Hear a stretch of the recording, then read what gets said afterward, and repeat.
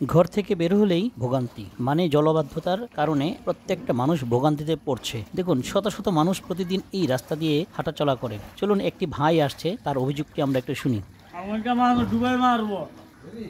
আসলে আপনারা যে দিঘিটি দেখতে পাচ্ছেন, সেই দিঘির পাশ দিয়ে রয়েছে গ্রামের মানুষের চলাচলের রাস্তা। ছোট বড় থেকে সবাই এই রাস্তাটি ব্যবহার করেই চলাফেরা করে থাকে। যখনই বৃষ্টি হয়, এই দিঘিটি ভরে যাওয়ার কারণে তার রাস্তাটি ডুবে গিয়ে সৃষ্টি হয় ভোগান্তির। দেখুন এই বাচ্চাটি কিভাবে চলছে। কি গো, তুমি সাঁতার জানো?